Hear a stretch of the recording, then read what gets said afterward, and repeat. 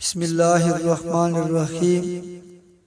حضرت عبداللہ رضی اللہ تعالیٰ عنہ فرماتے ہیں کہ دنیا کو 5 صورتوں پر پرندے کی شکل میں پیدا کیا گیا ہے، جس کا سر بھی ہے، سینہ بھی ہے، 2 بازو بھی ہیں اور دم بھی ہے۔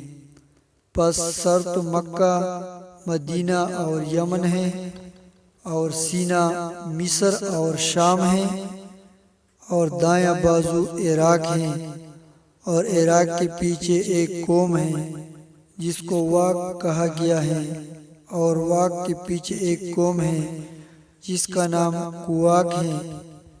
اس کے پیچھے وہ مخلوق آباد ہے جس کو اللہ کے سوا کوئی نہیں جانتا، اور دم ذات الحمام سے مغرب شمس تک ہے، اور پرندہ میں دم ہی شریر ہوتی ہے۔ دنیا کے مغرب کو پرندہ کی دم اور اس کی شرارت کی طرف اس لیے منسوب کیا گیا ہے کہ زیادہ تر فتنے اسی مغرب ہی سے اٹھتے ہیں، جیسے یورپ، امریکہ۔ ان کے بر اعظموں میں برطانیہ، امریکہ، جرمنی، فرانس، روم وغیرہ، زیادہ تر انہی سے دین دشمنی اور بے حیائی اور معاشرتی نسور باقی دنیا میں پھیلتے ہیں۔